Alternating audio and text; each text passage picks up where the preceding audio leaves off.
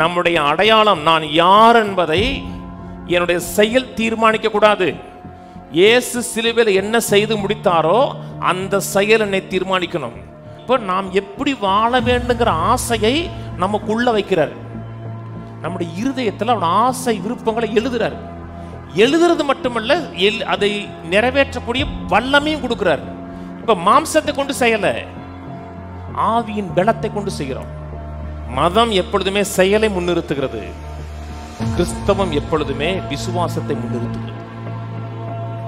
அவர் என்ன செஞ்சாருன்னு விசுவாசிங்க, செயல் உண்டா மாற ஆரம்பிக்கும். நான் யார், எனக்காக என்ன செய்யப்பட்டிருக்கிறது, எனக்குள்ள தேவன் யார் என்பது குறித்த அறிவு பெருகுச்சுன்னா நம்முடைய செயல் கொஞ்சம் கொஞ்சமா மாற ஆரம்பிக்கும்.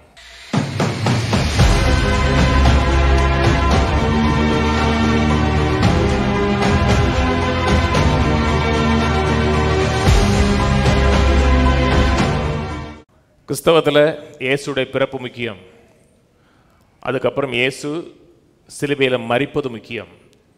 அதே ஒரு பிரசங்கம் நான் பேசியிருக்கேன். இயேசு ஏன் சிலுவையில் மரிக்க வேண்டும் பேசியிருக்கிறேன். ரத்தம் சிந்தனாவே போதும், ஏன் அவர் சிலுவையில் மரிக்க வேண்டும் என்பது குறித்து பேசியிருக்கிறேன். சிலுவையில் மரிப்பது முக்கியம்.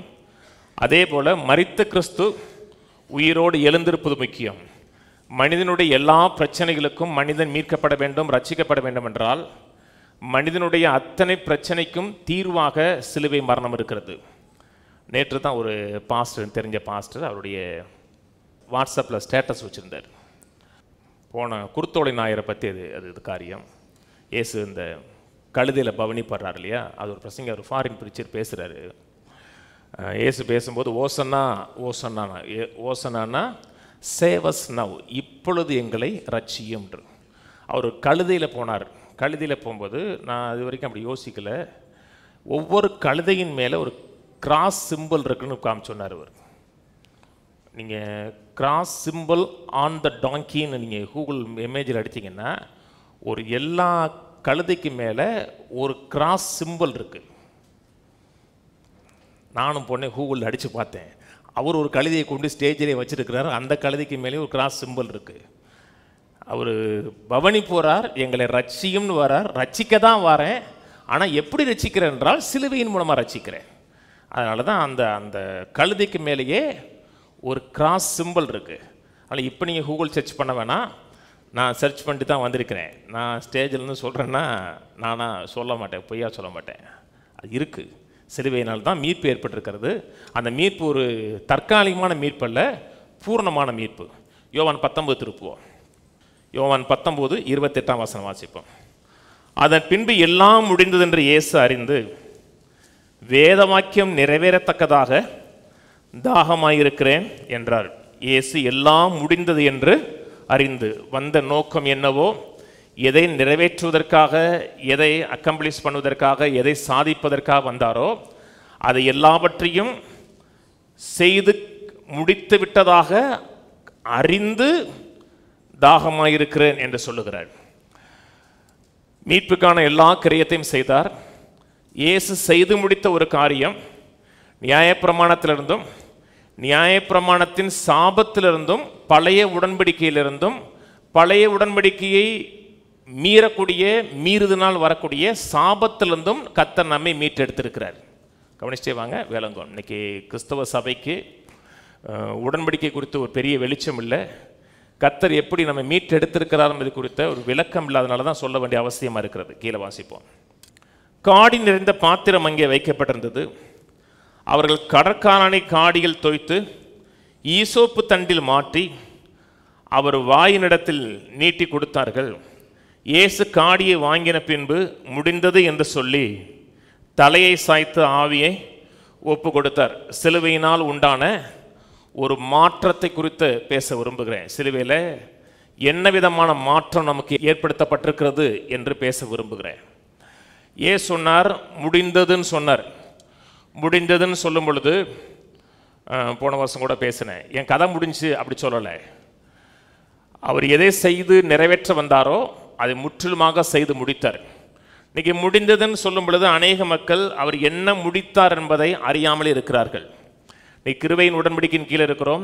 இயேசு பரமேறுவதற்கு முன்பாக சீசர்களை பார்த்து சொன்னார், சீசர்களை மட்டுமல்ல நாம் ஒவ்வொருவரையும் பார்த்து கர்த்தர் சொன்ன ஒரு கட்டளை, கிரேட் கமிஷன் சொல்கிறோம் இல்லைங்களா, பெரிய கட்டளை, உலகம் முழுவதும் சென்று சகல ஜாதியும் சீசராக்கி நான் சொன்னதை அவங்களுக்கு பிரசங்கம் பண்ணுங்கண்டார். நம்ம ஒவ்வொருவரையும் இந்த கிருபையின் சுவிசேஷம் அறிவிக்கும்படியாக அழைத்திருக்கிறார். இந்த கிருபையின் சுவிசேஷம் அறிவிக்கக்கூடிய நாம் நியாயப்பிரமாணத்துக்கு உட்பட்டு போதிக்கக்கூடிய மக்களாக இருக்கக்கூடாது. அதாவது கிருபையின் சுவிசேஷத்தை பிரசங்கும்படியாக அழைக்கப்பட்ட நாம் நியாயப்பிரமாணத்தின் உடன்படிக்கைக்கு உட்பட்டு நியாயப்பிரமாணத்தை பேசக்கூடிய ஜனங்களாக போல இருக்கக்கூடாது.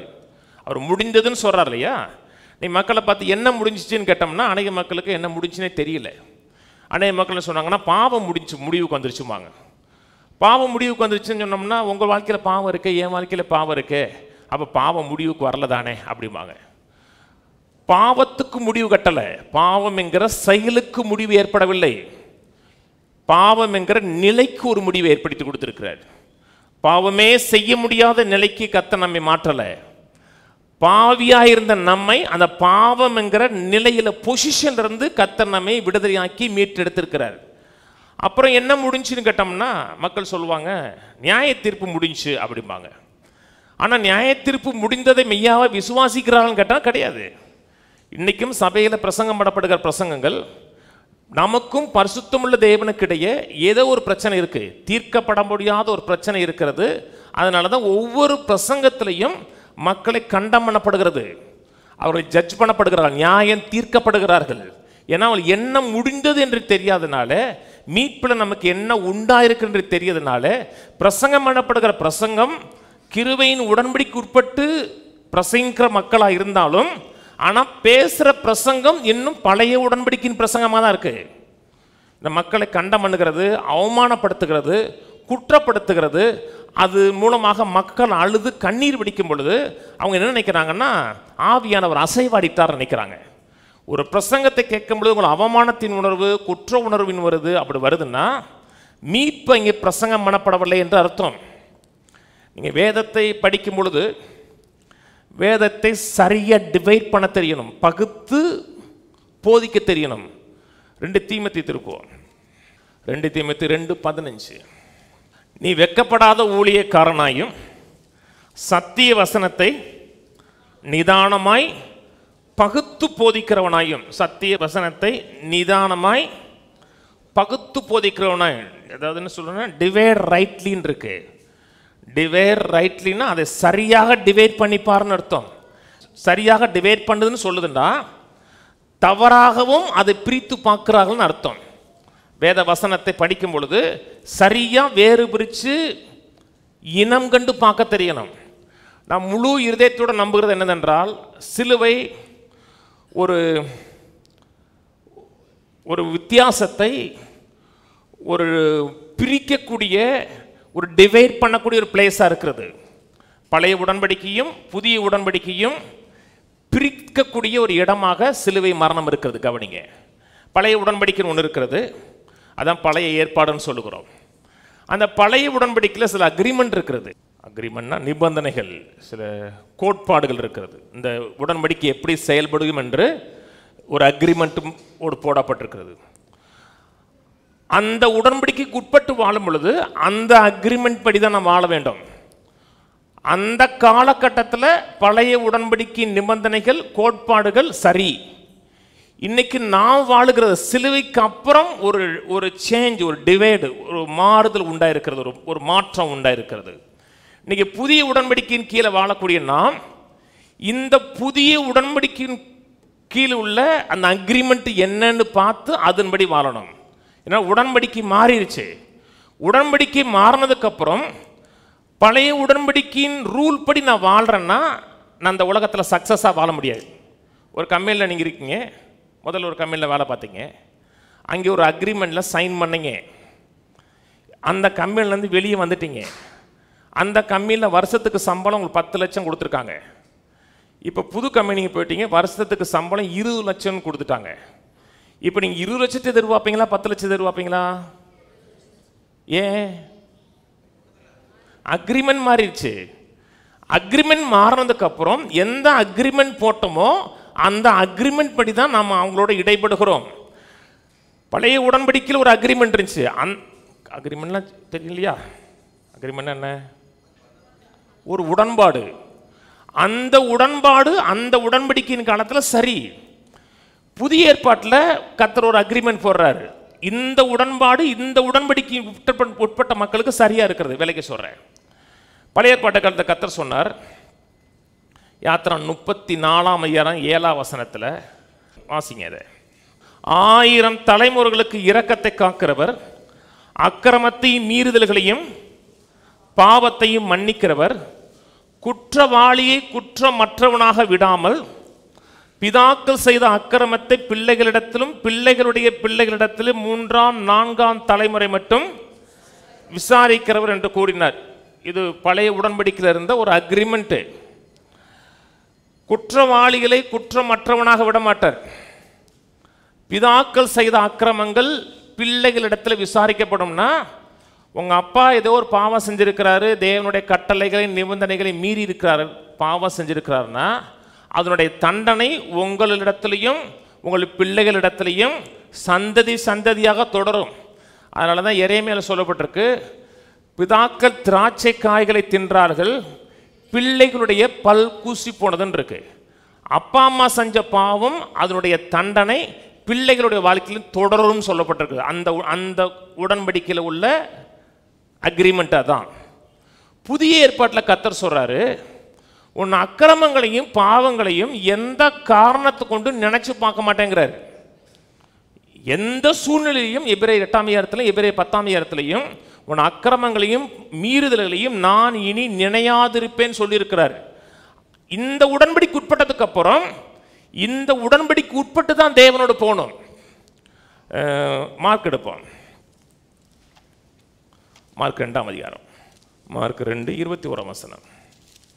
ஒருவனும் கோடி துண்டை பழைய வஸ்திரத்தோடு இணைக்க மாட்டான், இணைத்தால் அதனோட இணைத்த புதிய துண்டு பழையதை அதிகமாக கிழிக்கும், பீறுதலும் அதிகமாகும். ஒருவனும் புது திராட்சை ரசத்தை பழம் துருத்தியில் வார்த்து வைக்க மாட்டான், வார்த்து வைத்தால் புது ரசம் துருத்திகளை கிழித்து போடும், ரசமும் சிந்திப்போம், துருத்திகளும் கெட்டுப்போம். புது ரசத்தை புது துருத்திகள் வார்த்தை வைக்க வேண்டும்.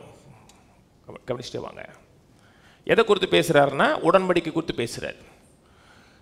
ஒரு திராட்சை ஜூஸ் எடுக்கிறாங்கன்னா ஏற்கனவே யூஸ் பண்ணப்பட்ட அந்த லெதருக்குள்ளே யூஸ் பண்ண மாட்டாங்க. ஏன்னா ஏற்கனவே அது லெதருக்குள்ளே ஊற்றி வைக்கும்போது இந்த புது திராட்சை ரசம் புளிக்கும்.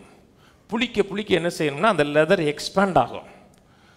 இப்போது இன்னொரு இது எக்ஸ்பேண்ட் ஆகிருச்சு, அப்படி நல்லா அகலமாக இருக்குன்னு நினச்சி அதில் நிறைய நீங்கள் திராட்சை ரசத்தை ஊற்றுனீங்கன்னா, இந்த புது திராட்சை ரசத்தை ஊற்றுனீங்கன்னா, பழைய துருத்தியில் ஊற்றுனீங்கன்னா, இதுவும் இப்போ எக்ஸ்பேண்ட் ஆகும் பொழுது துருத்தி கிழிஞ்சிரும், திராட்சை ரசமும் வீணாக போயிடும். புது திராட்சை ரசங்கிறது புது உடன்படிக்கை. இந்த புது உடன்படிக்கை கொண்டு போய் பழைய துருத்தியில் வைக்கக்கூடாது, மிக்ஸ் பண்ணக்கூடாது. புது திராட்சை ரசத்தை புது துருத்தியில் தான், அந்த அக்ரிமெண்ட்டில் தான் போகணும். ஆனால் இன்னைக்கு சபை பழைய ஏற்பாட்டையும் புதிய ஏற்பாட்டை மிக்ஸ் பண்ணுது, இணைக்குது, ஒன்றா இணைக்குது. அதனால தான் மக்கள் அவங்களால ஒரு நிறைவான வாழ்க்கை வாழ முடியல. இன்னும் மக்கள் சொல்கிறாங்க பார்த்தீங்களா, நான் ரட்சிக்கப்பட்ட பாவிங்கிறாங்க தெரியுமா.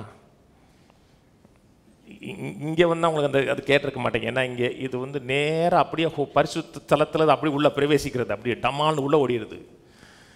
இங்கே ஒன்றும் உங்களுக்கு தெரியாது அப்படிப்பட்ட வார்த்தைகள்லாம். மற்ற சபைகளை கேட்டு வந்தீங்கன்னா நான் ரட்சிக்கப்பட்ட பாவி அப்படிம்பாங்க. ஒன்று நீங்கள் பாவியாக இருக்கணும், இல்லைன்னா ரட்சிக்கப்பட்டணும். ஏன் தங்களை ரட்சிக்கப்பட்ட பாவின்னு சொல்கிறாங்கன்னா, தங்களுடைய பிஹேவியரை பார்க்குறாங்க, தங்கள் செயல்பாடுகளை பார்க்குறாங்க. தங்கள் செயல்பாடுகளை பார்க்கும் பொழுது இன்னும் நான் ரட்சிக்கப்பட்டவனை போல அவங்களுக்கு தெரியலை.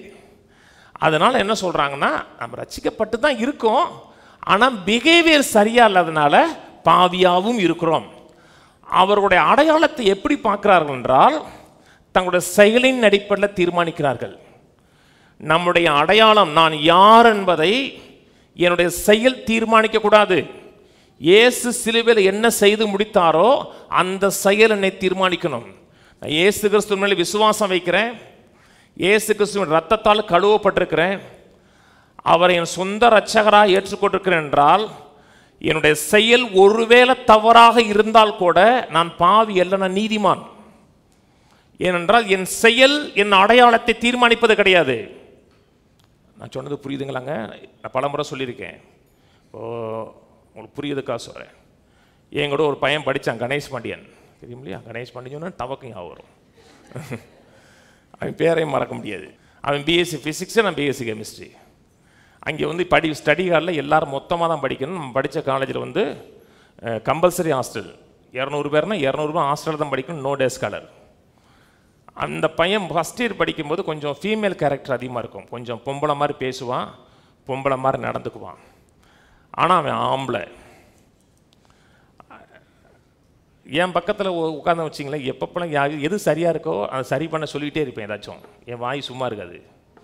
அதனால் அவன்கிட்ட சொல்லுவேன், டே கணேச பாண்டியா, நீ ஆம்பளடா, ஆம்பளை மாதிரி பேசுகிறா, ஆம்பளை மாதிரி நடரா, கூணிக்கிட்டு நடக்காதரா, ஒரு மாதிரியா பொம்பளை மாதிரி பேசாதரா, போல்டா பேசுகிறாமே. அப்போ ஜிம்மு உள்ளே இருக்கும். படித்த காலேஜில் சின்ன ஒரு இத்து போன ஜிம்மு இருக்கும். ஒரு 4 கம்பி போட்டு வச்சுருப்பாங்க. 4 கம்பியும் 4 தம்பிள்ஸ் தான் இருக்கும். அதில் அவனை கூட்டு போய் பண்ண சொன்னே பார் விளையாடுவான். செகண்ட் இயரில் பார்த்தீங்கன்னா ஆள் அப்படி ஜைஜாண்டிக்காக மாறினா, பேச்சு ஆம்பளை மாதிரி மாறிடுச்சு, நட ஆம்பளை மாதிரி மாறிடுச்சு. அவனை ஆம்பளைன்னு சொன்னதுனால அவன் ஆம்பளையாக மாறலை, அவன் ஆம்பளை. ஆனால் செயல் சரியில்லை. சபையில் என்ன சொல்லணும்னா, ஒருவேளை ரட்சிக்கப்பட்ட மனுஷன் பாவியை போல நடந்து கொண்டால் கூட அவனை பாவின்னு சொல்லக்கூடாது. என்ன ரட்சிக்கப்பட்டிருக்கிறான், இயேசுவை ஆண்டவராக ஏற்றுக்கிட்டிருக்கான், ரத்தத்தால் கழுவப்பட்டிருக்கிறான்னா அவனை ஒவ்வொரு நாளும் அவன் செயல் சரியில்லைன்னா கூட நீ நீதிமானியா பரிசுத்தமானியான்னு சொன்னோம்னா அதில் அவனுக்கு நடந்ததை, நான் நீதிமானாக இருக்கிறேன் பரிசுத்தமானாக இருக்கிறேன் என்பதை விசுவாசித்து அறிந்து விசுவாசித்து செயல்பட்டான் என்றால் செயல் மாறும். பிஹேவியர் அடையாளத்தை தீர்மானிக்காது, செயல்பாடுகள் அடையாளத்தை தீர்மானிக்காது, அடையாளம் செயலை தீர்மானிக்குது. கையில் ஊதி சொல்லுவான், நான் கிறிஸ்து இயேசுவுக்குள் தேவனுடைய நீதியாக இருக்கிறேன்.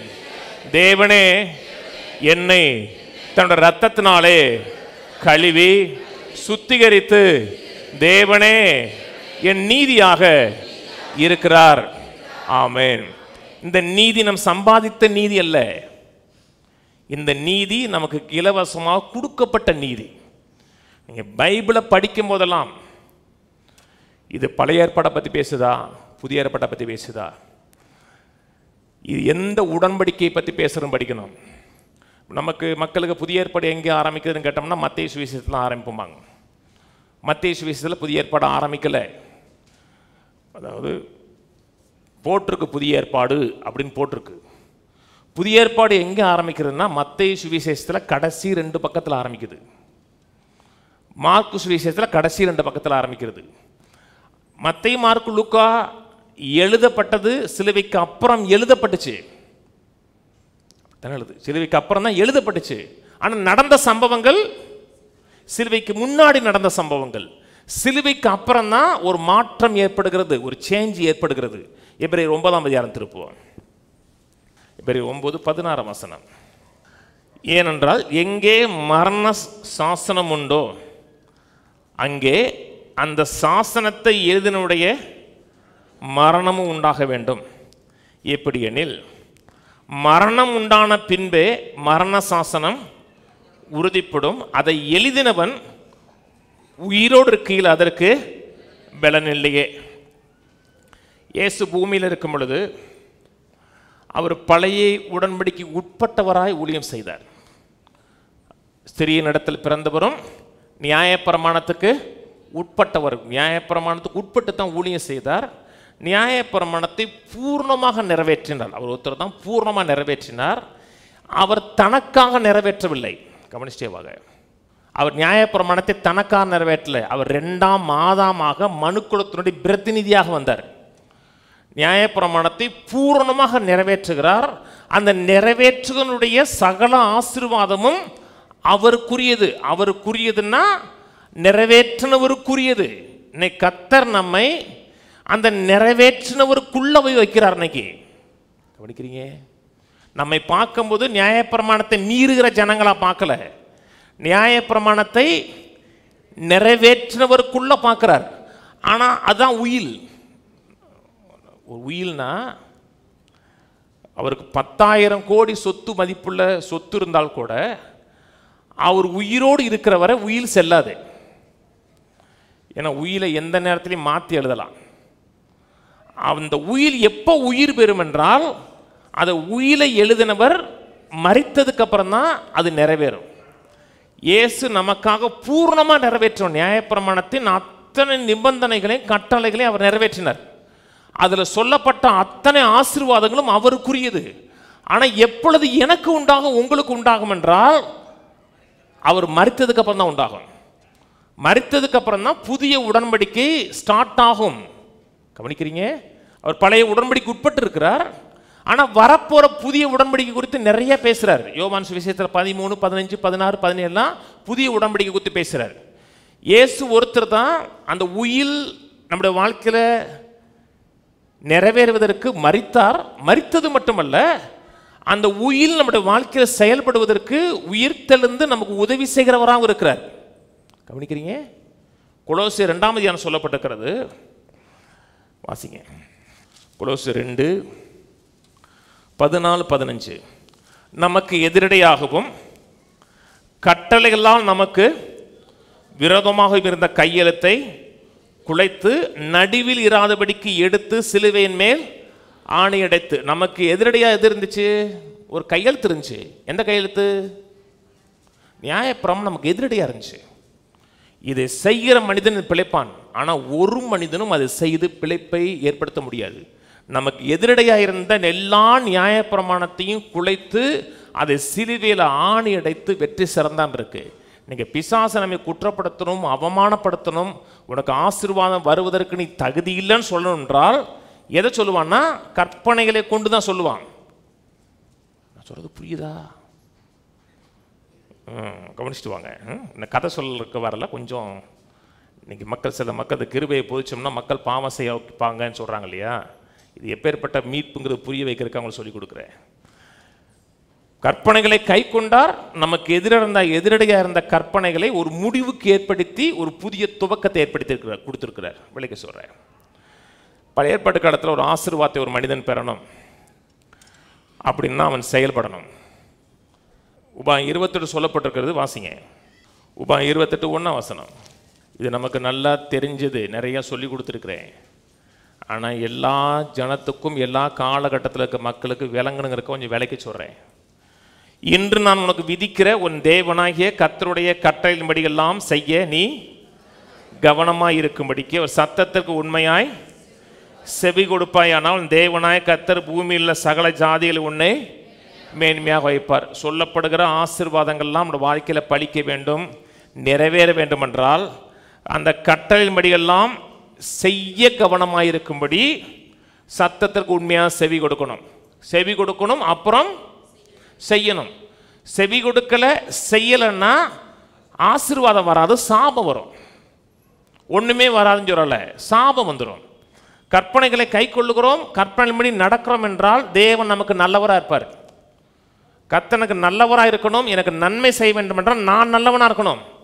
நான் நல்லவனாக இல்லை என்றால் என் வாழ்க்கையில் நன்மை வராது, என் வாழ்க்கையில் தீமை வரும். இன்றைக்கு கர்த்தர் எனக்கு நல்லவராக இருக்கிறார். ஒவ்வொரு முறையும் சொல்கிறோம் கர்த்தர் நல்லவர்னு சொல்கிறோம். நான் நல்லவனாக இருக்கிறதுனால அல்ல, அவர் நல்லவராக இருக்கிறார், அதனால் எனக்கு நன்மை செய்கிறார். அப்போ அவர் மாறிட்டாரா? அவர் மாறலை, உடன்படிக்கை மாறிடுச்சு. சிலுவையில் ஒரு மாற்றம் உண்டானது. பழைய ஏற்பாட்டு காலத்தில் கீழ்ப்படிதல் பற்றி பேசுது. சொல்லப்படும் கட்டளைப்படியெல்லாம் செய்ய கவனமாயிருக்கும்படி சத்தத்திற்கு உண்மையாக செவி கொடுத்து கீழ்ப்படிஞ்சிங்கன்னா ஆசீர்வாதம் வரும். ஒரு கற்பனைகளை மீறினீங்கன்னா உங்களுக்கு சாபம் வரும். ஒன்றை மீறினா போதும், 99 செஞ்சு ஒன்றை மீறினாவே சாபம் வந்துடும். அதனால தான் யாத்திரா 20 கற்பனைகளை பற்றி பேசுகிறார். 10 கற்பனை பற்றி பேசி முடிஞ்ச உடனே கர்த்தர் பலிபீடம் கட்ட சொன்னார். கற்பனைகளை பற்றி பேசி முடிஞ்ச உடனே கடைசி எப்படி முடியுது? ஒரு பலிபீடம் கட்டுங்கிறார். ஏன்னா மனிதன் தன் செய்கிற செயலின் மூலமாக, அவனுடைய கீழ்ப்படிதல் மூலமாக ஒரு நாளும் தேவனிடத்தில் ஆசீர்வாதத்தை பெற முடியாதுன்னு தேவன் அறிஞ்சார். நீ மீறினா உனக்கு சாபம் வரும். அதனால் ஒரு பலியை கொண்டு வா. பணக்காரன் மாட்டை கொண்டு வா, நடுத்தர வசதியாக இருக்கவே ஆட்டை கொண்டு வா, ஒன்றுமே இல்லைன்னா ஒரு புறாவை கொண்டு வா, பழி பரிசுத்தமா இருக்கிறது, பழி சுத்தமா இருக்கிறது, பழி தேவனால் ஏற்றுக்கொள்ளப்படுகிறது என்றால் உனக்கு ஆசீர்வாதம் வருஷம் முழுக்க வரும். நான் சொன்னது புரியுதுங்களா? நம்முடைய பலிங்கிறது பூர்ணமாளி பலி, பரிசுத்தமுள்ள பலி, பாவத்தை சுமந்து தீர்க்க வந்த தேவ ஆட்டுக்குட்டி. ஒருவேளை ஆண்டவரே நான் சரியா நான் சரியில்லையா அப்படிங்கிற எண்ணம் வந்துச்சுன்னா கர்த்தரை பார்த்து கேளுங்க, ஆண்டவர் நீர் சரியான்னு கேளுங்க. ஆண்டவர் நீர் ஓகேயா அப்படின்னா நான் ஓகே மாதிரி, அவர் ஓகேன்னா நாமும் ஓகே. இந்த ஆசீர்வாதங்கள் அனைத்தும் இந்த வாழ்க்கையில் பலிக்கும். ஒருவேளை நீங்கள் ஓகே இல்லாட்ட கூட பலிக்கும்.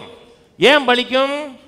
பலி பெர்ஃபெக்ட், பலி பூர்ணமான பலி. கவனிக்கிறீங்க? பழைய உடன்படிக்கைங்கிறது என்னுடைய செயல் தான் முதல்ல வருது. நான் செஞ்சேன்னா அவருடைய செயல்பாடுகள் சரியாக இருக்கும். என் செயல்பாடுகள் சரியில்லைன்னா அவருடைய செயல்பாடுகள் சரியாக இருக்காது. ஏன்னா அது உடன்படிக்கை, அது உடன்படிக்கையுடைய அந்த சாராம்சமே அதான். அதனால் மனிதன் முடிஞ்ச அளவுக்கு கற்பனையில் செய்ய முயற்சி எடுக்கிறான். கற்பனையில் செய்ய முயற்சி எடுக்கும்போது அவனால் முடியாத பொழுது என்ன உண்டாகும்? அவமானம் உண்டாகும். சரியில்லையே அப்படிங்கிற அவமானமும் குற்ற உணர்வும் தனக்கு உண்டாகும். கவனிக்கிறீங்க? அப்போ கீழ்ப்படிதல் தேவையில்லையா? கீழ்ப்படியணுமா? கீழ்ப்படியவே கூடாதா? கீழ்ப்படியணும். இப்போ கீழ்ப்படிதல் கனியாக வரணும், கிரியாக வரக்கூடாது. வேதம் சொல்லுகிறது ரோமர் 16ஆம் அதிகாரத்தில் விசுவாசத்துக்கு கீழ்ப்படிதல் குறித்து பேசுது. இயேசு கிறிஸ்து சிலுவையில் என்ன செஞ்சு முடிச்சாரோ அந்த விசுவாசத்துக்கு கீழ்ப்படிங்கன்னு இருக்கு. சரியான காரியத்தை விசுவாசிக்கிறீங்க, அதை உள்ளத்தில் வைக்கிறீங்கன்னா சரியான செயல் வரும். செயல் முதல்ல வருவது கிடையாது. செயல் முதல்ல வந்துச்சுன்னா செயல் மாறிட்டே இருக்கும். ஆனால் விசுவாசம் உள்ள வந்துருச்சுன்னா செயல் நிரந்தர செயலாக இருக்கும். நான் சொன்னது புரியுதுங்களாங்க? அதனால ஸ்பர்ஜன் சொன்னார், ரைட் பிலீவிங் ப்ரொடியூஸ் ரைட் லிவிங்னாரு.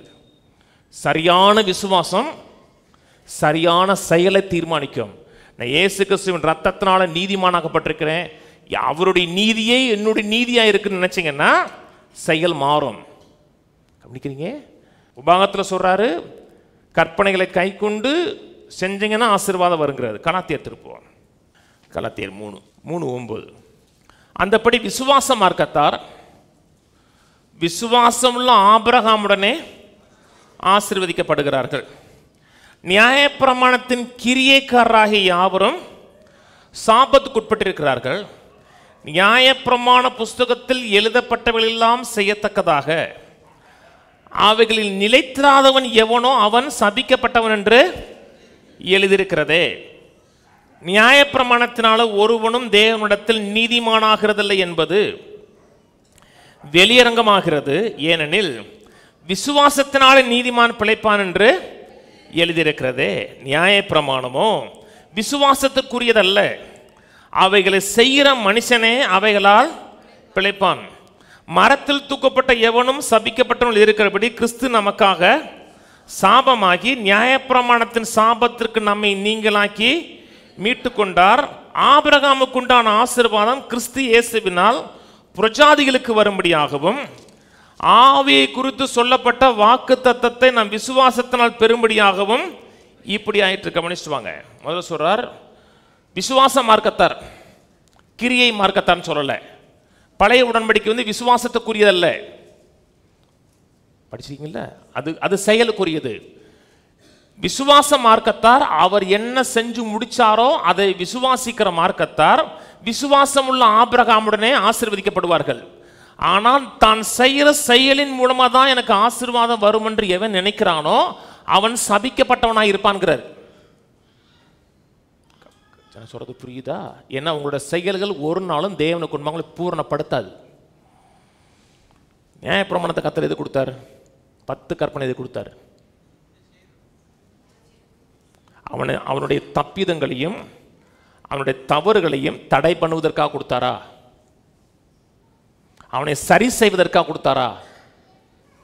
அவன் நிறைய பாவம் செய்கிறான், தேவனுக்கு விரோதமான சில காரியங்கள் செய்கிறான், அதனால இவனை சரி பண்ணுவதற்காக 10 கற்பனைகளை கர்த்தர் கொடுத்தாரா?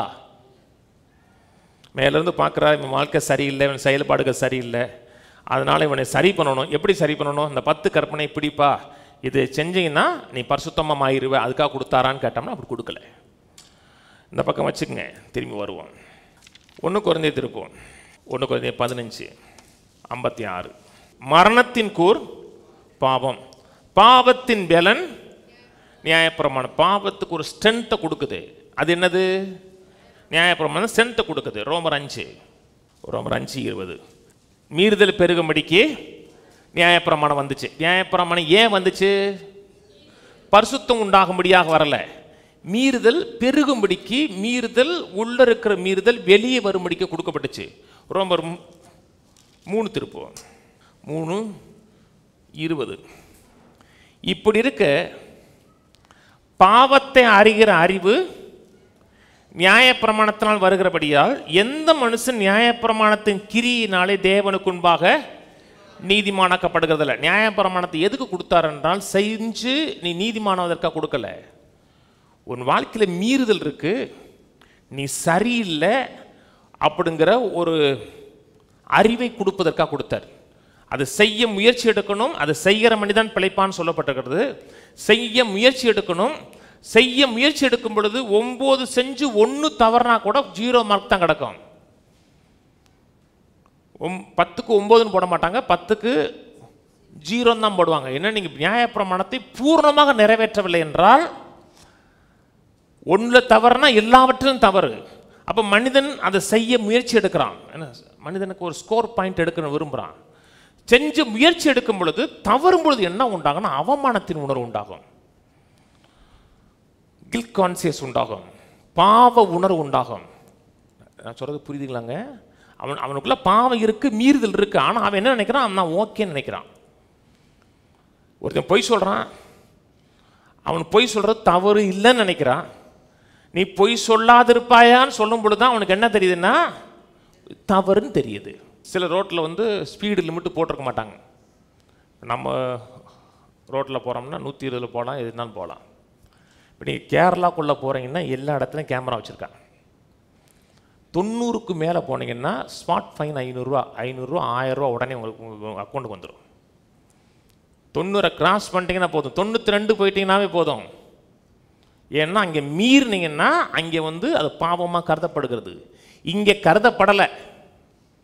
இங்கே கேமரா வச்சுட்டாங்க ஹைவேல, ஆனால் இன்னும் சட்டமாகலை. சட்டம் ஆயிடுச்சுன்னா ஃபைன் ஆகும். நான் சொன்னது புரியுதுங்களாங்க? ஒரு சட்டத்தை மீறினீங்கன்னா என்ன அர்த்தம்னா நீங்கள் பாவம் செஞ்சிட்டீங்கன்னு அர்த்தம். சட்டம் கொடுக்கப்படாத வரை அவன் தன்னை சரின்னு நினைச்சான். சட்டம் கொடுத்தப்படனே நான் சரியில்லை அப்படிங்கிற உணர்வு வந்துச்சு, அவமானத்தின் உணர்வு உனக்குள்ள வந்துச்சு. எதுக்கு வந்துச்சுன்னா, ஆண்டவரை என்னை ரட்சிப்பதற்கு என்னால் முடியாது, என்னை மீட்பதற்கு ஒரு ஆளை அனுப்புங்கன்னு கத்தணும். அதுக்காகத்தான் கத்தர் 10 கற்பனையில் கொடுத்தார். புரியுதா? எபிரேயர் 2 கடுங்க. எபிரேயர் 2:14 வாசி. ஆதலால் பிள்ளைகள் மாம்சத்தையும் இரத்தத்தையும் உடையவர்களாக இருக்க, அவரும் அவர்களைப் போல மாம்சத்தையும் இரத்தத்தையும் உடையவரானார். மரணத்துக்கு அதிகாரியாகிய பிசாசானவனை தமது மரணத்தினாலே அழிக்கும்படிக்கும், ஜீவகாலமெல்லாம் மரண பயத்தினாலே அடிமைத்தனத்துக்கு உள்ளானவர்கள் யாவரையும் விடுதலை பண்ணும்படிக்கும் அப்படியானார். இந்த எபிரேயர் புத்தகம் யாருக்கு எழுதப்பட்டுச்சு? எபிரேய மக்களுக்கு எழுதப்படுகிறது. எபிரேய மக்களுக்கு தான் 10 கற்பனை கொடுக்கப்பட்டுச்சு, புறஜாதி உலகத்துக்கு கொடுக்கப்படலை. கவனிச்சே வாங்க, நான் சொல்றது புரியுதுங்க இல்லையா? 10 கற்பனையை செஞ்சோம்னா பிழைப்பான், அதை செய்கிற மனிதன் பிழைப்பான் இருக்கு. அதை செய்ய தவறும்போது என்ன உண்டாகும்னா அவனுக்கு தண்டனை உண்டாகும். ஒரு நாள் சபைக்கு வரலன்னா உயிர் போயிடும், தெரியுமா? ஒரு நாள் ஓய்வு நாளை கை கொள்ளலைன்னா உயிர் போயிடும். ஃபைன் வராது, உயிரே போயிடும். ஒருத்தனை அநியாயமாக கொலை செஞ்சிட்டீங்க, உயிர் போயிடும். சில சட்டம், அதனால அவனுக்கு வாழ்நாள் முழுக்க என்ன உண்டாச்சுன்னா மரண பயம் இருந்துகிட்டே இருந்துச்சு. இதை செஞ்சோம்னா பிழைப்போம், ஆனால் செய்ய முடியாது. வாழ்நாள் முழுக்க அவனுக்குள்ள ஒரு மரண பயம் இருந்துச்சு. என்னன்னா கர்த்தருடைய தண்டனை வந்துடும், கர்த்தரை அழிச்சிருவார் நினைச்சார். இப்படி ஜீவகாலமெல்லாம் மரண பயத்தில் இருக்கிற மக்களை விடுதலை பண்ணும்படியாக தான் இயேசு வந்தார். நான் சொன்னது புரியுதுங்களா? இது நம்ம சாக போகிறோம் அந்த பயத்தை பற்றி சொல்லலை. குறிப்பாக நியாயப்பிரமாணத்தை மீறுகிறதுனால் வரக்கூடிய மரண பயத்திலிருந்து மக்களை விடுதலை ஆக்குவதற்காக இயேசு வந்தார். நான் சொன்னது புரியுதுங்களாங்க? மத்தேயுல சொல்கிறாரு, நியாயப்பிரமாணத்தை அழிக்க வரல, நியாயப்பிரமாணத்தை நிறைவேற்றுக்கு வந்த. நியாயப்பிரமாணத்தின் ஒரு சிறு உறுப்பு கூட ஒளிந்து போகாதுன்னாரு. வந்தார், பூர்ணமாக செஞ்சார், பூர்ணமாக நிறைவேற்றினார். அதனுடைய மீறுதல், அவர் தான் நம்முடைய பிரதிநிதி, பூர்ணமாக செஞ்சார். பூர்ணமாக செஞ்சது மட்டுமல்ல, அதை மீறுதலுடைய தண்டனை அவர் மேலே வந்துச்சு. கவனிக்கிறீங்களா? இன்னைக்கு மரண பயம் இல்லை. ஒருவேளை தவறிட்டோம், தவறுனா கூட நீங்கள் மரண பயம் இல்லை. ஏன்னா இன்னைக்கு உங்களோட செயலின் அடிப்படையில் ஆசீர்வாதம் வர்றது கிடையாது. திரும்பி கலாத்திடுவாங்க. கலாத்தியர் 3:9 சொல்கிறாரு, அந்தபடி விசுவாச மார்க்கத்தார் விசுவாசம் ஆபிரகாமுடனே ஆசீர்வதிக்கப்படுவார்கள். விசுவாச மார்க்கத்தார் ஆசீர்வதிக்கப்படுவார்கள். கிரியை மார்க்கத்தார், நியாயப்பிரமாணத்தின் கிரியைக்கார யாவரும். வித்தியாசத்தை எவ்வளவு ஸ்ட்ராங்காக உடனே சொல்றாருங்க. விசுவாச மார்க்கத்தார் விசுவாசம் உள்ள ஆபிரகாமுடனே ஆசீர்வதிக்கப்படுவார்கள். செயல் செஞ்சு செயலின் விளைவாக ஆசீர்வாதத்தை பெற முடியும் நினைக்கிறவர்கள் செயலை பூர்ணமாக நிறைவேற்ற முடியாது. ஒன்றில் தவறுனா ஒன்றில் தவறு தான். நீ விபச்சாரம் பண்ணலை, நிறைய பேர் தப்பு பண்ணலை. ஏன் பண்ணலை? அந்த முகரைக்கு ஒன்றும் கிடைக்கல, அது முத காரியம். அதான் ரெண்டாவது காரியம், தப்பு பண்ணால் பிடிச்சிக்கு விடுவோன்னு பயம். நான் சொன்னது புரியுதுங்களா? அதனால் தப்பு பண்ணுங்க சொல்லலைங்க. விளைவு உண்டா? விளைவு உண்டு. அடுத்தையும் முன்னாடி தொட்டிங்கன்னா கர்த்தர் அருவா கொண்டு வர மாட்டார், அவன் வருவான். அப்போ நீங்கள் கிருபைன்னு சொன்னால் கூட அவனும் ஒரு போரே போட்டு கிருபை உண்டாகட்டும்னு போட்டு போயிடுவான். பாவத்துக்கு விளைவு உண்டா? விளைவு உண்டு. ஆனால் தண்டனை கிடையாது. தண்டனை பரலோகத்திலிருந்து கிடையாது. ஏன்னா இவனுக்கு வர வேண்டிய தண்டனையை அவர் எடுத்தார். நமக்கு சமாதானத்தையும் சந்தோஷத்தையும் உண்டாக்கூடிய ஆக்கினை தீர்ப்பு அவர் மேல் வந்துச்சு. ஒருவேளை இன்னைக்கு நியாயப்பிரமாணத்தை மீறினால் கூட உங்களுக்கு ஆசீர்வாதம் உண்டு. அப்போ செயல் வேணாமா? செயல் உண்டு. பழைய ஏற்பாடு காலத்தில் செயல், இங்கே செயல் இல்லை, முதல்ல விசுவாசம். விசுவாசம் சரியாக இருந்தது என்றால் செயல் சரியாக மாறிடும். நான் யார், எனக்கு என்ன உண்டாயிருக்குங்கிறது அறிவு உண்டாகும் பொழுது செயல் ஒரு கனியாக வர ஆரம்பிக்கிறது. மதம் எப்பொழுதுமே செயலை முன்னிறுத்துகிறது, கிறிஸ்தவம் எப்பொழுதுமே விசுவாசத்தை முன்னிறுத்துகிறது. அவர் என்ன செஞ்சாருன்னு விசுவாசிங்க, செயல் உண்டா மாற ஆரம்பிக்கும். நான் யார், எனக்காக என்ன செய்யப்பட்டிருக்கிறது, எனக்குள்ள தேவன் யார் என்பதை குறித்த அறிவு பெருகுச்சுன்னா நம்முடைய செயல் கொஞ்சம் கொஞ்சமாக மாற ஆரம்பிக்கும். ஆசீர்வாதம் பழைய ஏற்பாடு காலத்தில் செஞ்ச ஆசீர்வாதம், புதிய ஏற்பாடு காலத்தில் செய்யறதுனால ஆசீர்வாதம் இல்லை, அவர் என்ன செஞ்சாருன்னு விசுவாசமோ ஆசீர்வாதம் உண்டாகும். எபிரேயர் 8 எடுப்போம். எபிரேயர் 8:8 அவர்களை குற்றப்படுத்தி அவர்களை நோக்கி, இதோ கர்த்தர் சொல்லுகிறது என்னவெனில், இஸ்ரவேல் குடும்பத்தோடும் யூதா குடும்பத்தோடும் நான் புது உடன்படிக்கை ஏற்படுத்தும் காலம் வருகிறது. அவருடைய பிதாக்களை எகிப்து தேசத்திலிருந்து கொண்டு வரும்படிக்கு நான் அவருடைய கையை பிடித்த நாளிலே அவர்களோடு பண்ணின உடன்படிக்கை போல இது இருப்பதில்லை. அந்த உடன்படிக்கையில் அவர்கள் நிலை நிற்கவில்லையே, நானும் அவர்களை புறக்கணித்தேன் என்று கர்த்தர் சொல்கிறார். இங்கே சொல்றாரு, அந்த உடன்படிக்கை மாறி இந்த உடன்படிக்கை இல்லைங்கிறாரு. அந்த உடன்படிக்கையில் அவர்கள் நிலை நிற்க முடியலை. நான் சொன்னது புரியும். அவங்க நிலை நிற்க முடியாது. ஏன் முடியாதுன்னா மாம்சத்தில் பாவம் இருக்கு. இருக்கா இல்லையா? இருக்கு. உங்களுக்கு சந்தேகமாக இருந்துச்சுன்னா 3 நாள் பைபிள் வாசிக்காதீங்க, 3 நாள் ஜெபம் பண்ணாதீங்க. மாம்சம் எப்படி எலும்பி நிற்குதுன்னு பாருங்க. நம்மளாம் ரட்சிக்கப்பட்டோம் தானா என்று நினைக்கிற அளவுக்கு மாம்சம் எலும்பி நிற்கும். அதனால தான் ஆவியின் சிந்தை வரும் பொழுது மாம்சத்தை கட்டுப்படுத்துகிறோம். ஏன்னா அவர்கள் அந்த உடன்படிக்கையில் நிலை நிற்க முடியல. இன்னைக்கு இருக்கிற மீட்புங்கிறது என்னுடைய செயலின் அடிப்படையில் இல்லை, அவர் செயலின் அடிப்படையில் ஆசீர்வாதம் உண்டு. அது ரெண்டாவது காரியம். பழைய ஏற்பாட்டு காலத்தில் ஒரு மனிதர் ரட்சிக்கப்படணும்னா 10 கற்பனைகள் கை கொள்ளணும். மத்தேயு திருப்போம், மத்தேயு 19. மத்தேயு சுவிசேஷம் இயேசுடைய மரணத்துக்கு அப்புறம் எழுதினாலும் நடந்த சம்பவங்கள் மரணத்துக்கு முன்னாடி நடந்தது. 19, மத்தேயு 19:16. அப்பொழுது ஒருவன் வந்து அவரை நோக்கி, நல்ல போதகரே, நித்திய ஜீவனை அடைவதற்கு நான் என்ன செய்ய வேண்டும் என்று கேட்டான். அதற்கு அவர், நீ என்னை நல்லவன் என்று சொல்வானேன்? தேவன் ஒருவர் தவிர நல்லவன் ஒருவனும் இல்லையே.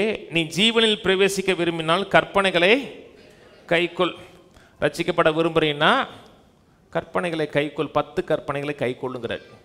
ஏன் 10 கற்பனைகளை கை கொள்ள சொல்றாரு? அந்த உடன்படிக்கை அப்படித்தான். நீங்க ரட்சிக்கப்படணுமா 10 கற்பனைகளை கை கொள்ள முடியலையா, பலியை கொண்டு போ. கை கொள்ள முடியாது, பலியினால் நீதிமானாக்கப்படுவேன். அப்போஸ்தலர் 16ஆம் அதிகாரத்தில் பவுலையும் சீலாவையும் கொண்டு வந்து சிறைச்சாலையில் போடுறாங்க. சிறைச்சாலையில் போட்டு அவரை அடிக்கிறாங்க. அதுக்கப்புறம் பாடுறாங்க. சிறைச்சாலை திறக்கப்படுகிறது. அவங்க வெளியே ஓடி போட்டாங்கன்னு நினைக்கும் போது ஓடி போகாமல் உள்ளே நிற்கிறாங்க. அப்போ ஜெயிலர் கேட்குறாரு, ஆண்டவமாரே, ரட்சிக்கப்படுவதற்கு என்ன செய்யணும்? அதே கேள்விதான். அவன் ஆண்டவரே ரட்சிக்கப்பட என்ன செய்யணும் இவன் கேட்டான். அதே கேள்வி தான் அவங்க கேட்குறாங்க. அப்போ கற்பனைகளை கை கொள்ளுன்னு சொல்லலை, கர்த்தராகிய இயேசு கிறிஸ்துவை விசுவாசிங்கிறாங்க. ஏன்? கவனன்ட் மாறிடுச்சு. அந்த உடன்படிக்கையில் செயல் முக்கியம், இந்த உடன்படிக்கையில் விசுவாசம் முக்கியம். விசுவாசத்தின் விளைவாக செயல் கனியாக மாறுகிறது. நான் சொன்னது புரியுதுங்களா? கீழ்ப்படிதல் முக்கியம். இப்போ நாம் எப்படி வாழ வேண்டுங்கிற ஆசையை நமக்குள்ள வைக்கிறார். இப்போ கற்பனை எங்க இருக்கு? நம்முடைய இருதயத்தில் அவன் ஆசை விருப்பங்களை எழுதுறார். எழுதுறது மட்டுமல்ல, அதை நிறைவேற்றக்கூடிய வல்லமையும் கொடுக்கிறார். இப்போ மாம்சத்தை கொண்டு செய்யலை, ஆவியின் பலத்தை கொண்டு செய்கிறோம். நான் சொன்னது புரியுதா இல்லையா? மாம்சத்தை கொண்டு செஞ்சீங்கன்னா விழுந்துருவோங்க. ஆவியின் பலத்தை கொண்டு சொல்லும்போது மாம்சம் மேற்கொள்ளப்படும். அதனால தான் புதிய ஏற்பாட்டு விசுவாசியராக இருக்கிற நாம் சிலுவை விசுவாசிக்க கற்றுக்கணும். எல்லார் இதுலேயும் ஒரு பிரச்சனை வந்துச்சுன்னா அந்த பிரச்சனைலேருந்து கர்த்தரை வெளியே கொண்டு வருவார்னு விசுவாசி கற்றுக்கணும். ஒரு போராட்டம் வந்துச்சுன்னா அந்த போராட்டத்திலேருந்து என்னால் முடியாது, கர்த்தரை வெளியே கொண்டு வருவான்னு விசுவாசிக்கணும். டாக்டர் ஒரு கொடிய வியாதி சொன்னால் கூட எப்படி ஆகும் ஏதாகும் தெரியாது, ஆனால் கர்த்தர் அதுலேருந்து என்னை சுகமாக்குவான்னு விசுவாசிக்கணும். என்ன இந்த உடன்படிக்கை முழுவதும் எதை சார்ந்திருக்கிற என்றால் என்னை சார்ந்து கிடையாது, விசுவாசத்தை சார்ந்திருக்கிறது. நீங்கள் பரலோகம் போவீங்களா? எப்படி சொல்கிறீங்க?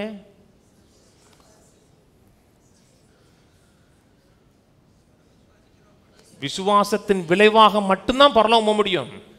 ஒரு மனுஷன் நரகம் போகிறான், அவனுடைய செயலின் விளைவாக நரகம் போகிறானா, விசுவாசத்தின் விளைவாக நரகம் போகிறானா? அவனுடைய செயலின் விளைவாக அல்ல, விசுவாசத்தின் விளைவாக. அவன் சரியான காரியத்தை விசுவாசிக்கல. செயலின் மூலமாக தான் ஒரு மனிதன் நரகம் போகிறான்னா நம்ம எல்லாரும் நரகம் போனோம். நான் சொன்னது புரியுதுங்களாங்க?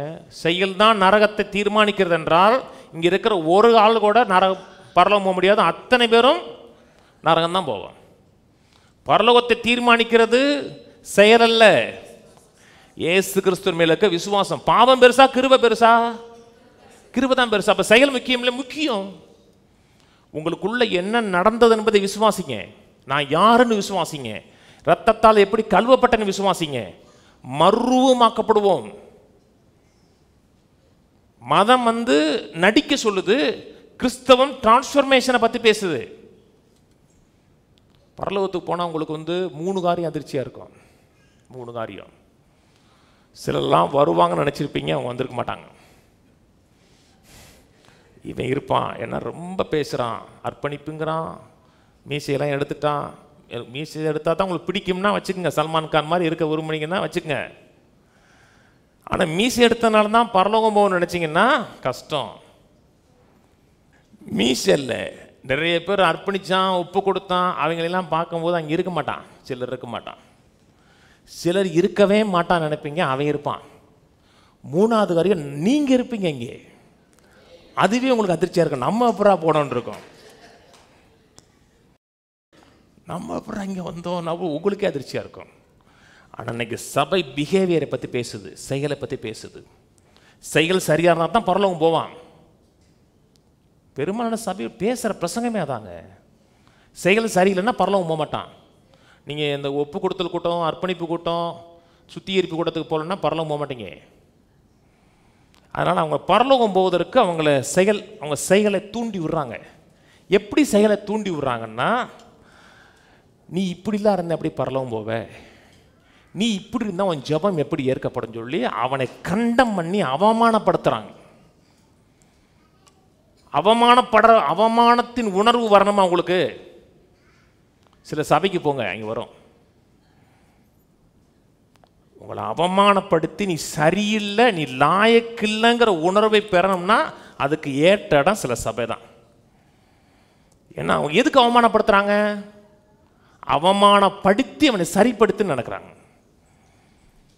ஆனால் கர்த்தர் அவமானப்படுத்தலை, நமக்கு விதைக்கிறார். ஒருத்தன் விதைக்கிறான், ஒருத்தன் நீர் பாய்ச்சுறான். ஒருத்தன் விதைக்கிறான், ஆனால் துரதிருஷ்டவசமாக இன்னொருத்தன் வந்து ஆசிட் ஊற்றிறான். ஒருத்தன் விதைக்கிறான், இன்னொருத்தன் நீர் பாய்ச்சுறான். விளைய செய்கிறது கர்த்தர். நீங்கள் விளைச்சலை ஏற்படுத்தவே முடியாதுங்க. இங்கே ஒருவேளை நீங்கள் விபச்சாரம் பண்ணிட்டு வந்தால் கூட உங்களுக்கு விபச்சாரின்னு சொல்ல மாட்டேன். நீ தேவனுடைய ஆலயம் என்று உனக்கு தெரியாதா அப்படிதான் சொல்லுவேன். நீ தேவனுடைய பிள்ளைன்னு உனக்கு தெரியாதா, நீ நீதிமான் உனக்கு தெரியாதா அப்படிதான் சொல்லுவேன். அதுதான் பைபிள் சொல்லுது.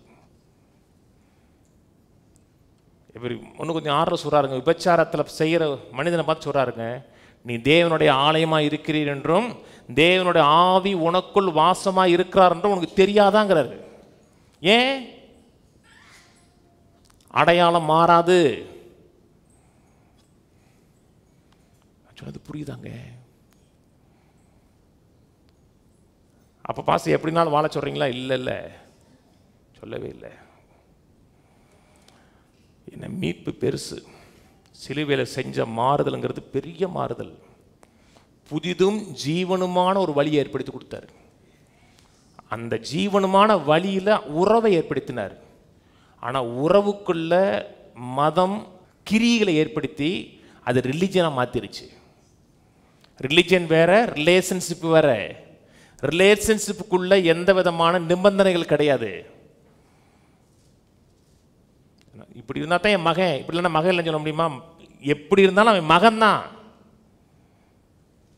ஆனால் நான் யாருக்கு சொந்தமானவன், எந்த குடும்பத்துக்கு சொந்தமானவன் அறிவு பெருகும் பொழுது செயல் மாறுது. நான் சொன்னது புரியுதுங்களாங்க? நீ கர்த்தர் உங்களை பார்க்கும்போது உங்களை பார்க்கலங்க, கிறிஸ்துவுக்குள்ள வச்சு பார்க்குறாருங்க. இந்த பைபிள் தான் கிறிஸ்துன்னு வச்சுக்கோங்க, நான் அந்த பேனான்னு வச்சுக்கோங்க. இதுக்குள்ளே வச்சு மூடிட்டோம்னா அந்த பைபிள் போகும்போதெல்லாம் நான் போவேன். ஏன்னா நான் கிறிஸ்துவுக்குள்ளே இருக்கேன். கர்த்தர் என்னை பார்க்கும்போது அந்த பேனாவை பார்க்கல, இந்த பைபிளாக பார்க்குறாரு. பழைய ஏற்பாட்டு காலத்தில் அவனுடைய செயலைத்தான் பார்ப்பார்.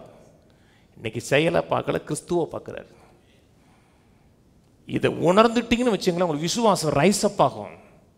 அவமானத்தின் உணர்வு வராது. அவன் சரியில்லையே, கர்த்தர் ஜெபத்தை கேட்பாரா, அவனை ஆசீர்வதிப்பாரா? உங்களை ஆசீர்வதிச்சிருக்கிறாரு. எது நடிப்பில்லைன்னா செயலின் நடிப்பில் இல்லை, அவர் பட்ட பாடுகளின் விளைவாக. நான் சொல்றது புரியுதாங்க? ரெண்டு காரியம் சொல்லி முடிக்கிறேன். பழைய ஏற்பாட்டு காலத்தில் நீங்கள் மன்னிப்பை பெற வேணும், கர்த்தர்ட்ட மன்னிப்பை பெறணும்னா அடுத்தவனை நீங்கள் மன்னிக்கணும். மார்க் திருப்புவோம். மார்க் 11:26. நீங்கள் நின்று ஜெபம் பண்ணும் பொழுது ஒருவன் பேரில் உங்களுக்கு யாதொரு குறை உண்டாயிருக்குமானால் பரலோகத்தில் இருக்க உங்கள் பிதா உங்கள் தப்பிதங்களை உங்களுக்கு மன்னிக்கும்படி அந்த குறைகளை அவனுக்கு மன்னியுங்கள். நீங்கள் மன்னியாதிருப்பீர்களானால் பரலோகத்தில் உங்கள் பிதாவும் உங்கள் தப்பிதங்களை மன்னியாதிருப்பார். நீங்கள் மன்னியாதிருப்பீர்களானால், இஃப் போட்டிருக்கு, நிபந்தனை வச்சிருக்கிறன்னா அந்த கற்பனை எந்த கற்பனை? பழைய உடன்படிக்கை கற்பனை. ஒரு இடத்துல ஒரு நிபந்தனை போட்டுருச்சு அப்படின்னாவே அது புதிய ஏற்பாடு கிடையாது. நான் சொன்னது புரியுதுங்களா? ஒரு கற்பனை வந்துருச்சு, நீ செஞ்சா நான் செய்வேன் அப்படின்னு ஒரு ஒரு டேர்ம் எழுதிருச்சுனாவே அது வந்து புதிய ஏற்பாட்டு டேர்ம் தான் கிடையாது. புதிய ஏற்பாட்டில் எந்த விதமான நிபந்தனைகளும் கிடையாது. நான் சொன்னது புரியுதுங்களா?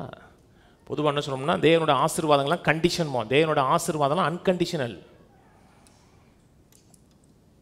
ஒரே ஒரு கண்டிஷன் தான், இயேசுவை விசுவாசிக்கணும். இங்கே இஃப் போட்டிருக்கு அப்படின்னாவே அது புது உடன்படிக்கை கிடையாது. இயேசு தான் பேசினாரா? இயேசு பேசினாரா? புது உடன்படிக்கையில் இருக்கா? இல்லை. என்ன இயேசு சிலுவைக்கு போல இன்னும். நான் சொல்றது புரியுதா? அநேக நேரத்தில் குற்றப்படுத்துகிறோம். யாரையும் உங்களுக்கு தப்பு பண்ணியிருப்பாங்களோ, அவமானப்படுத்தியிருப்பாங்க, அவங்க குடும்பத்தை யாராச்சும் நாசம் பண்ணியிருப்பாங்க, பிள்ளைகளை ஒருத்தன் சீரழிச்சிருப்பான், மனைவி பிள்ளைகளை மானவங்கப்படுத்தியிருப்பான். அவங்களுக்கு வேதனை இருக்குமா? இருக்கும். இதில் மேலே இதை வேற படித்து நீ அவன் தப்பிதங்களை மண்ணலன்னா கர்த்தர் மன்னிக்க மாட்டாருன்னு ஏற்கனவே வேதனைப்பட்டு நொந்து நூலாக இருக்கான். இப்போ இதை படிக்கும்போது அவனுக்கு சமாதானமாக இருக்குமா? இருக்காதுங்க. அப்போ நான் மன்னிக்க கூடாதா? கசப்பை வச்சிருக்கணுமா? கசப்பை வச்சிருந்தீங்கன்னா வியாதி ஆயிடுவீங்க. நீங்கள் கர்த்தர் உங்களை மன்னிப்பதற்காக அவனை மன்னிக்க வேணாம், நான் சுகமாக இருப்பதற்காக அவனை மன்னிங்க. மன்னிச்சிட்டிங்க என்ன ஆகும்? கொடுக்கு உடஞ்சிரும். அவங்க செஞ்சதே நினைக்கும் போது என்ன உண்டாகும்? குத்திக்கிட்டே இருக்கும். மன்னிச்சிட்டிங்கன்னா என்ன உண்டாகும்? தேல் இருக்கும். தேல் அந்த நினைவே வராதா? வரும், ஆனால் குத்தாது. எபேசியர் படிப்போம். எபேசியர் 4:32. ஒருவருக்கொருவர் தயவாயும் மன உருக்கமாயும் இருந்து கிறிஸ்துவுக்குள் தேவன் உங்களை மன்னித்தது போல நீங்களும் ஒருவருக்கொருவர் இங்கே மன்னிக்க சொல்றாரு. இங்கே எப்படி மன்னிக்க சொல்றாரு? அவர் உங்களை மன்னிச்சிருக்கிறாரு, மன்னிங்கிறாரு. இங்கே வந்து இனிஷியேட் பண்ணுறது நான் அல்ல, இனிஷியேட் பண்ணுறது கர்த்தர். இந்த உடன்படிக்கையில் முதல்ல நான் வரவே மாட்டேன், நான் ரெண்டாவது வருவேன். ரெண்டாவது ஏன் வருவேன்? எனக்கு ஒன்று நடந்திருக்கிறது. உங்கள் கையில் 10 கோடி கொடுக்குறவங்க ஒரு ஆமின்னு சொல்லுங்களேங்க. இப்போ 10 கோடி கொடுக்குறேன், நானே கொடுக்குறேன். 10 கோடி கொடுத்துட்டு நான் உங்களுக்கு ஒரு 500 ரூபா கொடுங்கன்னு சொல்கிறேன். கொடுக்க மாட்டீங்களா? 500 ரூபா தான் கொடுக்க சொன்னேன்.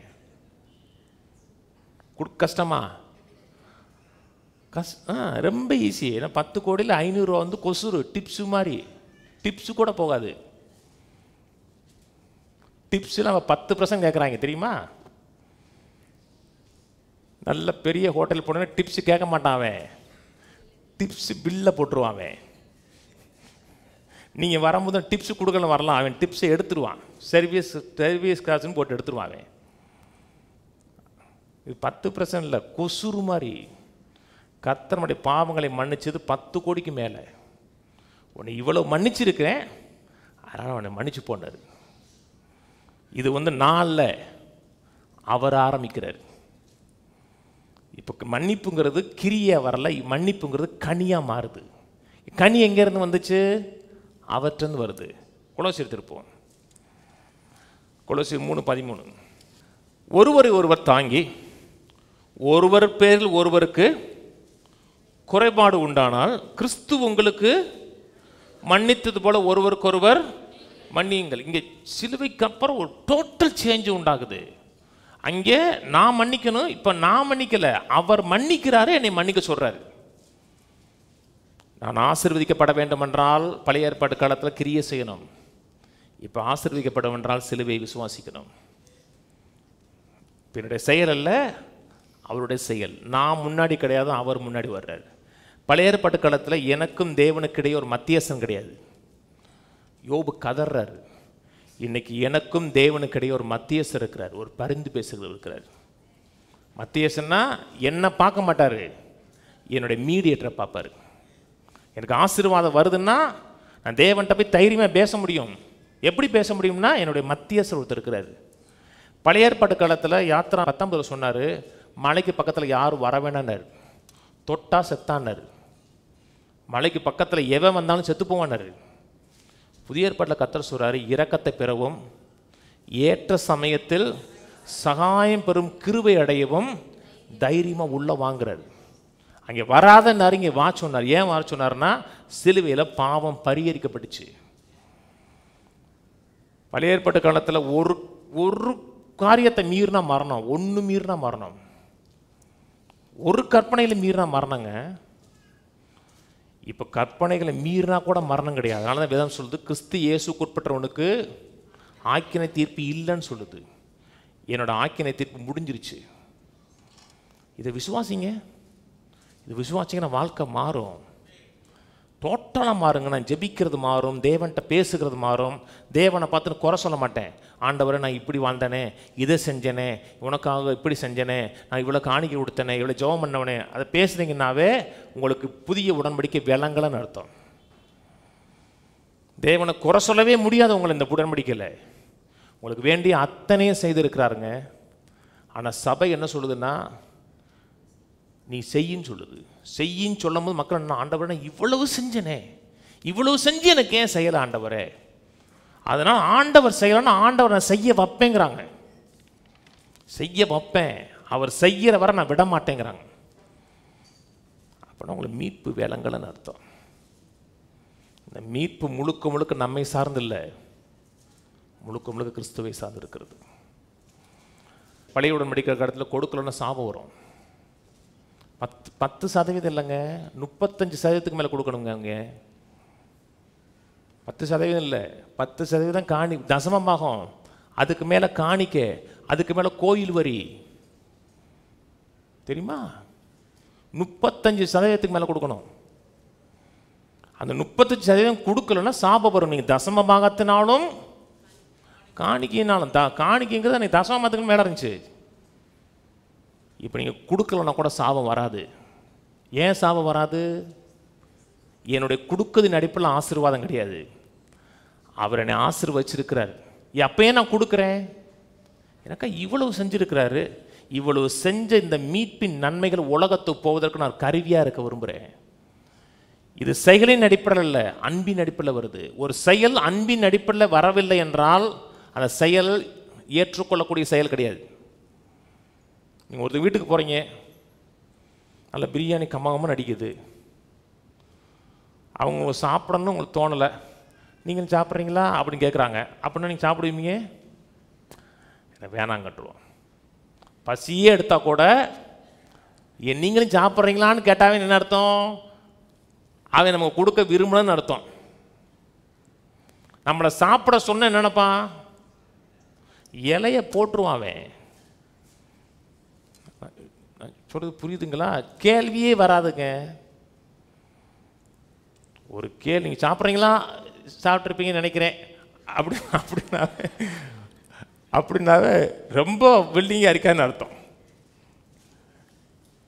இது செயல் இல்லை, உள்ளத்திலிருந்து வருகிறது. ரோமர் 7 இதோட முடிப்போம்.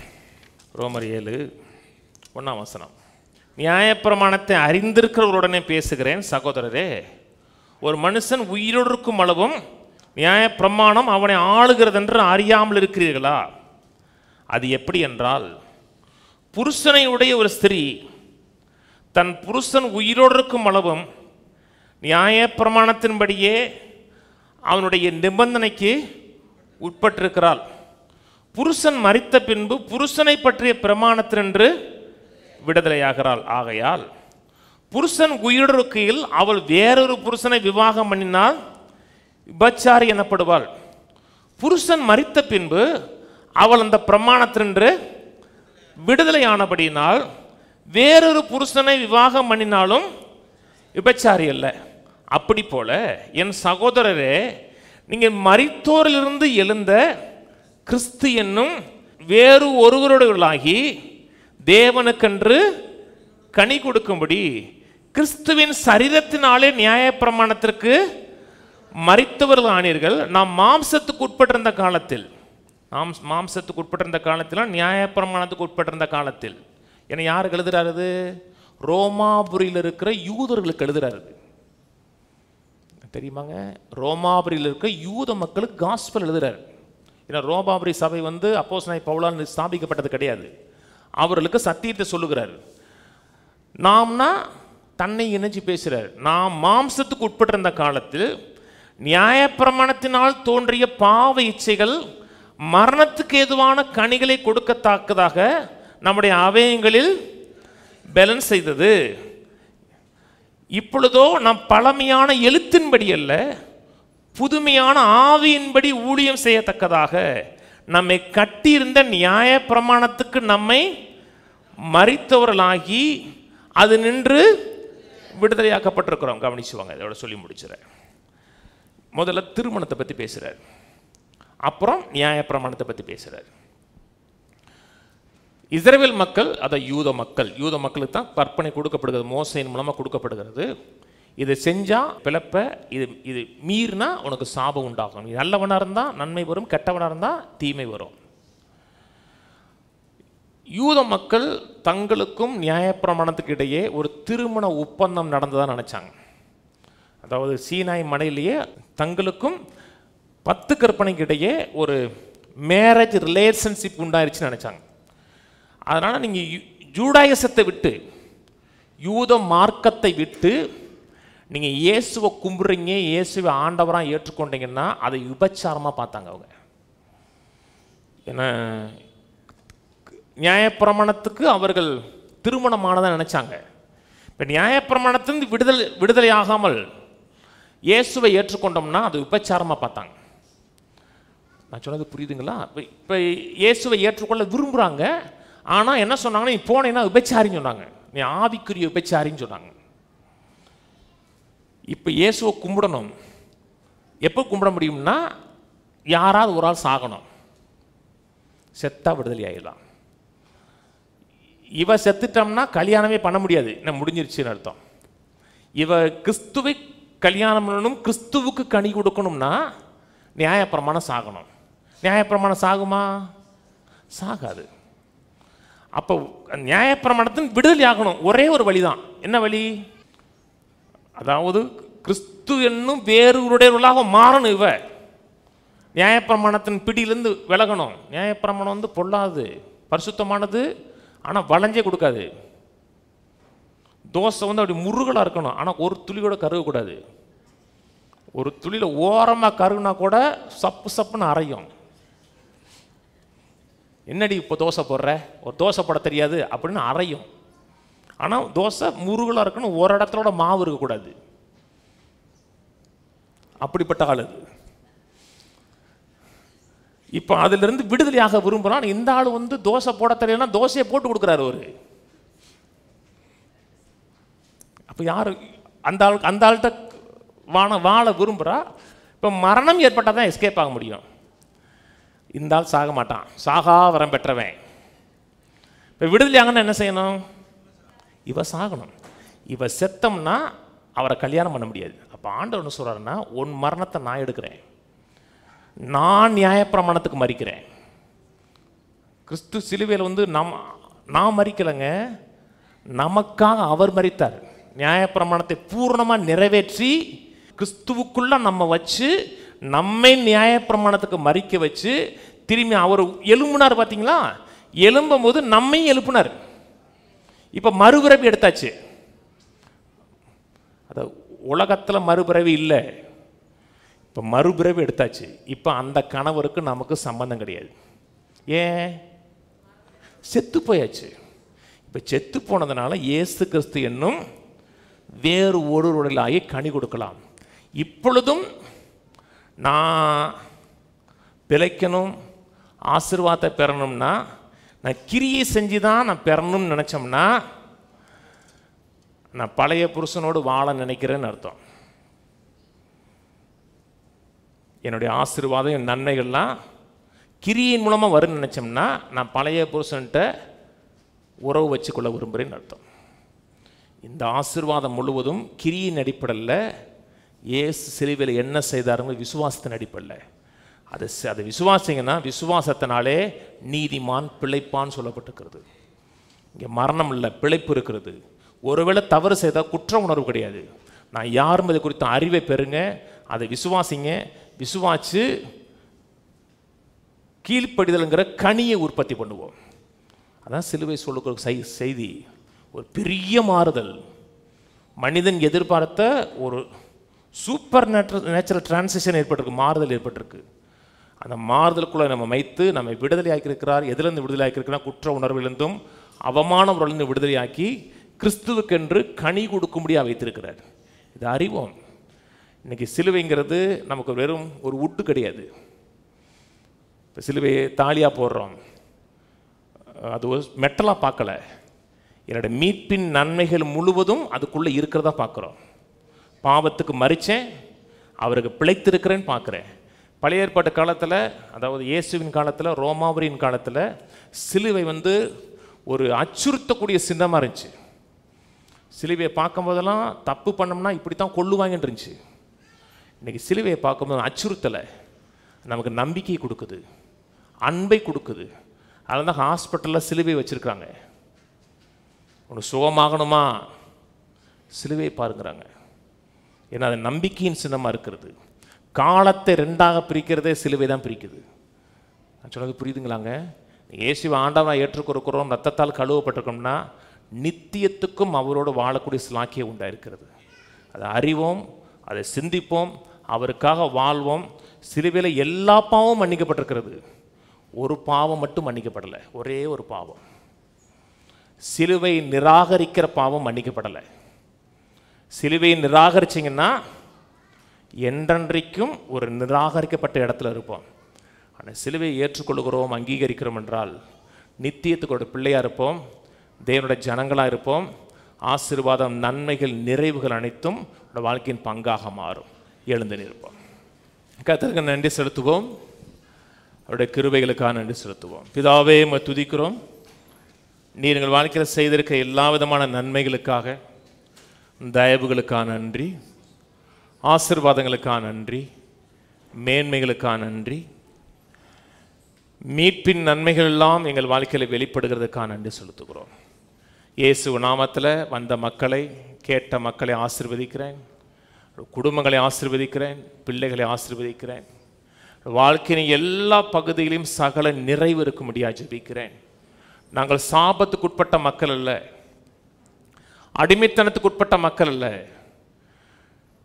நாங்கள் பாவிகள் அல்ல. என்னுடைய செயல்பாடுகள் ஒருவேளை சரியில்லாமல் இருந்தால் கூட நாங்கள் பாவிகள் அல்ல.